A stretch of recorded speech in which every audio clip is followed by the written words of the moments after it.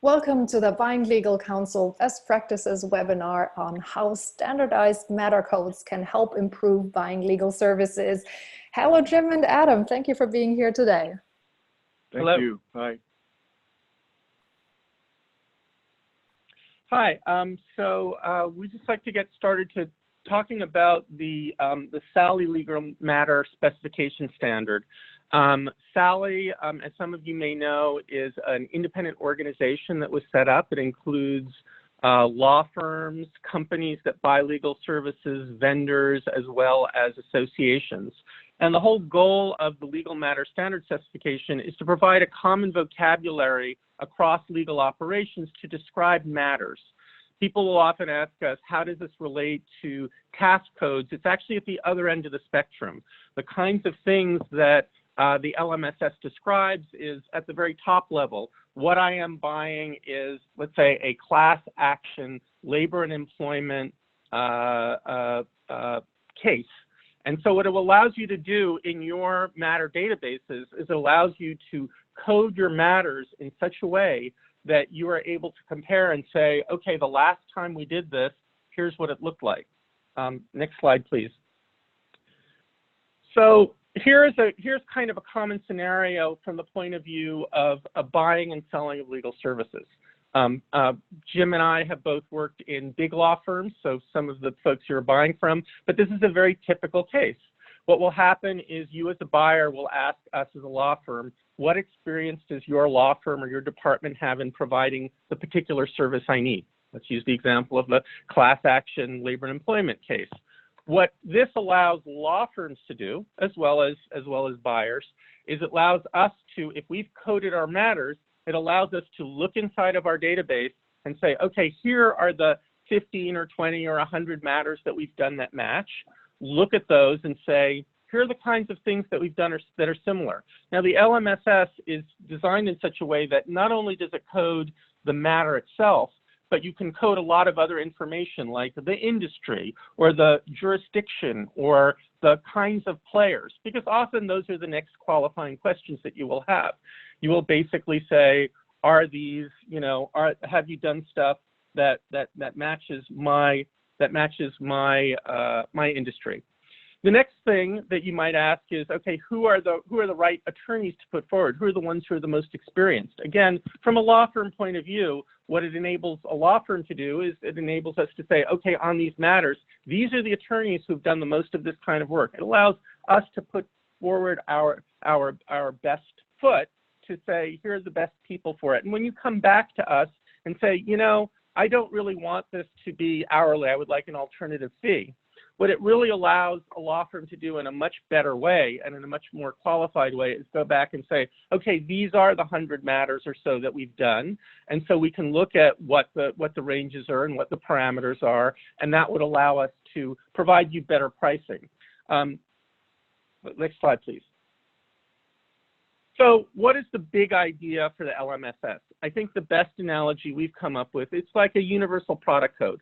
We're all very familiar with these. These are often similar to the barcodes that you have when you go to a store. The idea is this is the product code for this kind of a nail.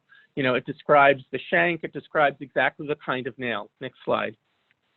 So we basically said, can we come up with the same kind of concept for legal matters? Of course, legal matters are a bit more complicated than manufactured goods, but these are the kinds of things that basically the matter standard develops. And so what we'll do is we'll go through and we'll show you all the different pieces that are part of it. Yeah, so what's the value proposition for you here? So really we're talking about how to make the process of bidding, pitching, engaging, all the way down through, once the matter is agreed upon with the firm and the client, all the way through managing it and to the end of it. So we really see that data is a lifeblood of the business, of this business.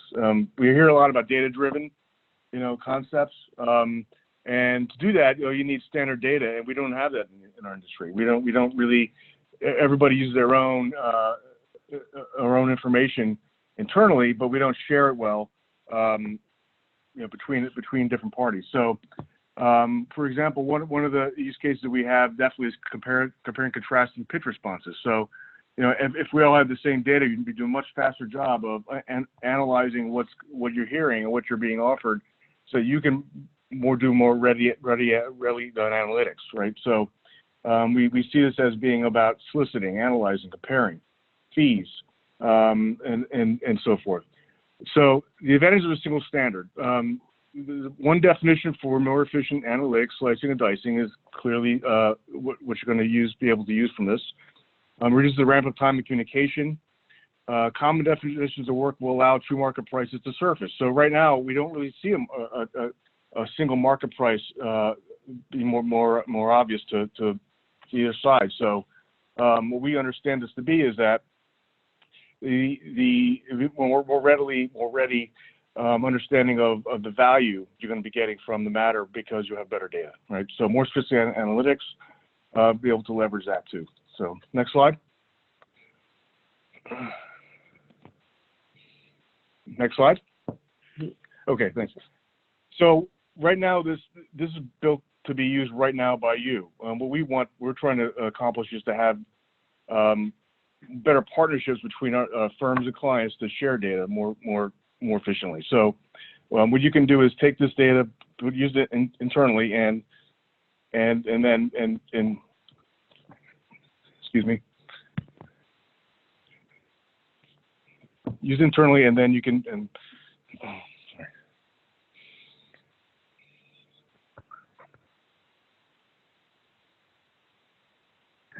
So yeah, so you can use the codes.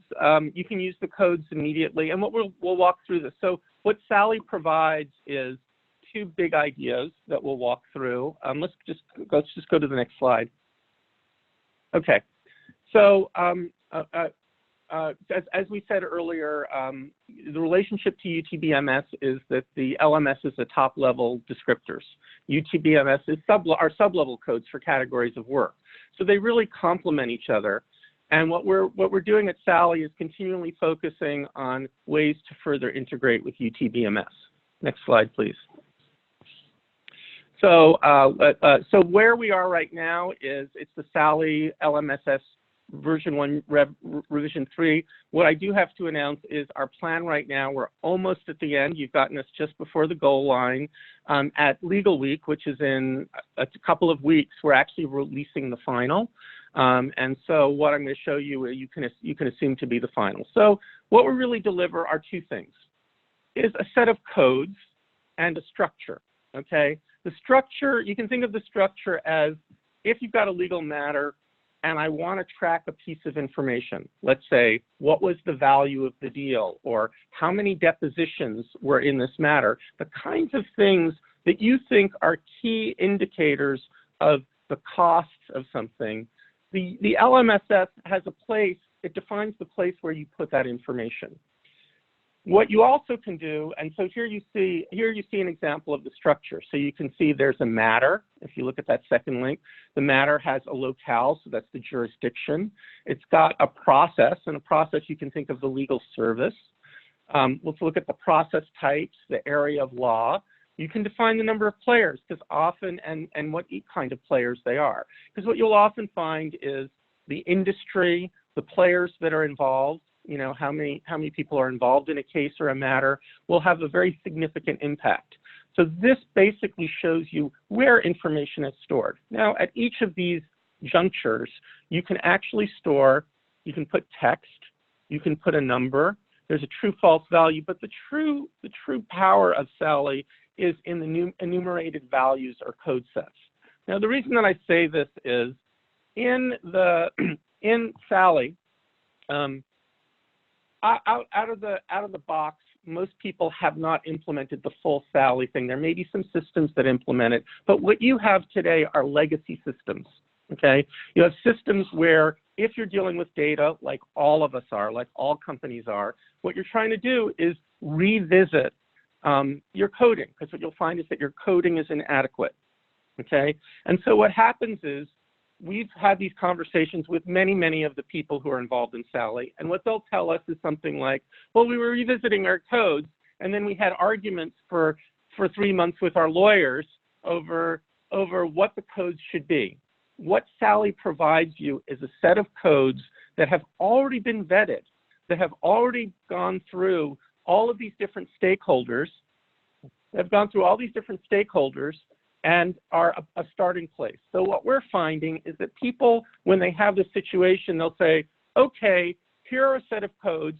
Do we want to use all of them? Or in some cases, we don't use these 35 areas of law. We only use these 14. And what they're doing is they're loading those into our system, or they're going through the vetting process and they're looking at those and they're saying, well, it's missing something. We want to add something. That's okay. What it's doing is it's saving you a lot of time so you can go ahead and start using the codes. And the way the codes are designed, they're designed so that they fit into existing systems. So this is actually a screenshot of the Excel spreadsheet that includes all the different code sets that you'll find on the Sally Legal site, okay? And what I highlighted here is the code. And what you'll notice with the codes, we made a decision, again, through a lot of conversation. Our codes aren't numbers like 1, 2, 3, 4.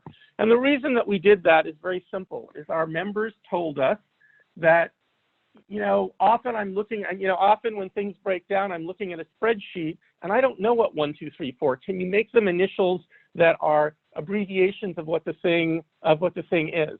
So you see ACCM as accommodation. So here's an example of some industry codes. So what you'll see is people will load the code. There's a name, which you see highlighted there. And for every one of our codes, we have a description. So that means if your software supports it, most software does, you can hover over it and it will tell you what the code means. And so again, what we're trying to do is we're trying to create essentially a toolbox for you to use, for law firms to use, that's common so that we can describe matters in a similar manner. Let's keep going. So if you go to the sallylegal.org site, what you're going to find on there, and because of our technical issues here, we're not going to go to the site, but I urge you to go to sallylegal.org. And again, you can download this code set, but what we also have is what's called a code browser. And what you can do is you can actually pick all the different, and there are 12 different code sets that we provide, and you can actually click on the different codes and you can see them. You can see there's a full description. And another thing that the codes do is the codes are hierarchical. In other words, you can just use the highest level. You can say at this point in time, all that I know about this is a transaction, or I may not know what kind of transaction. Usually you'll know the transaction, but with a dispute you may not know. Is it a court case? Is it going to be settled out? And so the whole idea is that you can start coding the moment that you open a matter. The moment that your matter begins, because you won't know what the outcome is, but then you can go back and you can fill in the rest of the information so you have a database that you can use against this. Okay, so let's take a look at this. We've actually dropped off our screen, but I think the next slide is let's make sure that we can use it through the life cycle. So what we've got there is, as I said, codes need to be used as a matter as it's executed, not just when it's done. And so what we've done is the codes are hierarchical. So in this example, we've created codes that can be appended to. So in the beginning, you may know that it's a labor and employment matter, but you may not know that it's a wage and hour. That's a wage and hour case. Jim, can you discuss this? Yeah. Sorry, we're trying to jump different computer. So yeah, perfect. Thank you. The traditional metrics don't really help us understand how the outcomes of a matter, right? We typically focus on inputs and beginning of a matter, but what are the types of data we need to understand what the outcome was, what the result was, what did the client receive? And that's why we're really trying to emphasize that in our codes and trying to get the industry to focus more on that, because right now it's really about, the fact the matter existed, that a firm did it, but, does the firm tell you often, well, what did we get for the client? What was the value for the fee? Those are kinds of things that we are trying to emphasize in the LMSS, so that we have much better data for all the analytics we want to do, which right now are very hard to do because, like I said, that data just does not exist. So what are the types of examples I mean? So just not just the resolution itself, but did the client get what was asked for? Was the initial scoping, the plan and the scoping, was that accomplished at the end of the day? And how do we define that? That's kind of what we're trying to get at here. We don't have that data now, but we really need to get it to do all the types of things we want to do in this industry. Next slide.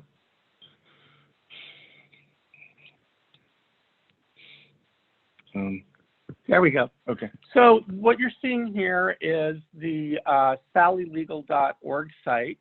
I urge you to all go to it. As you can see, there actually is a short video that will walk you through all of the different aspects of the Sally LMSS. As you can see on the right side, you can download an Excel spreadsheet. So in this spreadsheet, we've got all the different code sets. Each worksheet in the Excel spreadsheet has a different code set. There's documentation, and there are several examples, and we'll give you a little bit of a taste of some of those. Next slide. So again, here is, I think I showed you this a little bit earlier. This is the code browser. Again, it allows you to look at all the different kinds of codes that are available. And as I said, mostly what we're finding people are using initially, since their systems don't support, most of them don't have a full definition of their matters. They're picking and choosing different of the code sets, excuse me, to help them. Okay, let's go to the next slide.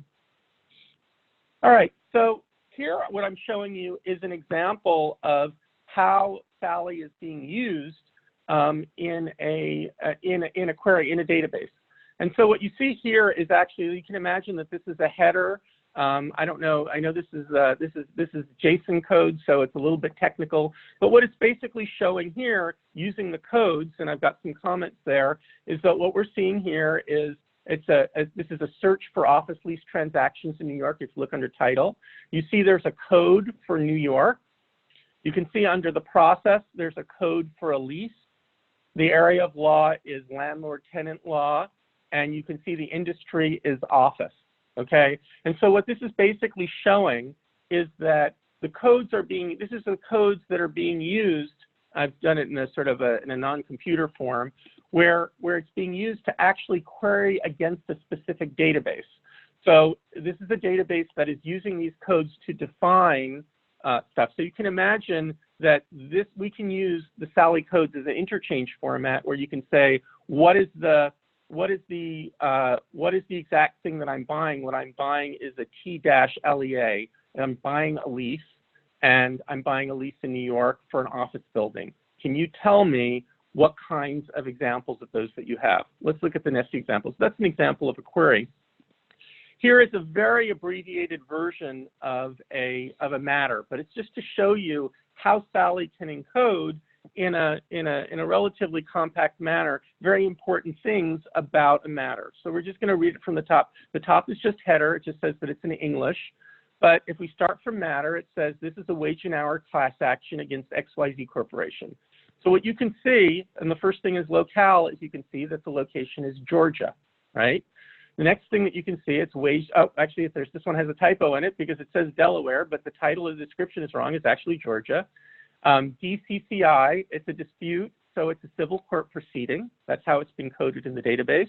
The area of law is wage and hour law, but we can see certain other things. We can see that one of the players is Jennifer Smart et al., and that is the role is a plaintiff, and the legal entity is a class, so this is clearly a class action. The counsel for the class is Filbert Evans, and the firm name is Evans, Lockridge, and Paul, and they represent as counsel. So you can see, in a very simple matter, these codes can be put together, and this is what I'm talking about, the structure, to define a matter. So you put these codes together, and they fully describe the very important aspects of any matter. Next slide, please.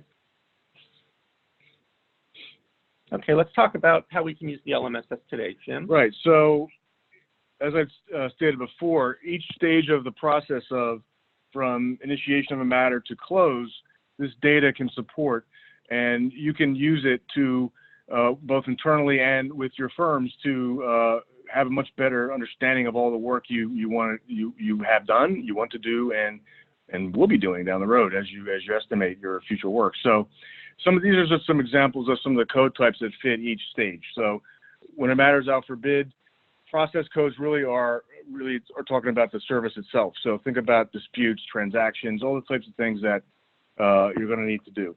Location, well, anyway, you get the idea here. So we have a very robust set of data points that you can use right now, and most firms collect this already. That's the key thing, is that most firms already have this content.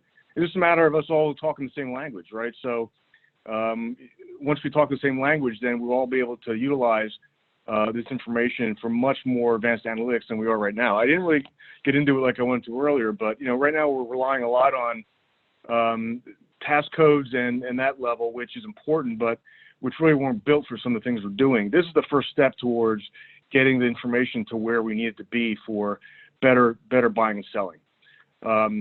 And in addition, we have lots of tools that are being built around this data that are using the old set. So once we get that common language in for the data that we need, those tools will follow on with better products for all the things we need to do. Next slide. So that's what I'm getting at now. So we've been talking to a lot of the RFP vendors that you may deal with about this, and they all understand and agree with it. And what we've seen is that they don't really utilize much standard data themselves. They're relying on their clients, yourselves, to give them what they need. So there's an opportunity here for us to work with software vendors to much better standardize the data for the things we need to understand and do when we're buying and selling. So, like I said before, right now we're relying on data sets that were built decades ago that really aren't meant for the kind of uses we have now. In addition, not just RFP software, but Matter Experience software has the same issue, right? Because it's relying on data that was created for other purposes. But now we know we need all these things. There's an opportunity to get everyone on the same page, right? And then I think we'll all be better off at the end. How can my organization get involved? Next slide. So go to sally.org to learn more. Sign up for email list, and we have lots of ways to interact with the codes themselves, and we have working groups that talk about them regularly, and we're looking for more and more people to get involved. And we know that we hear the same things over and over again, so we know we're all dealing with the same issues. So that's what Sally's for, is to help get the conversation together in one place for everyone to benefit. So I urge you to get in touch with us and work with us on this project. Sally will have other projects down the road. This is our kickoff project, and it's a big one. So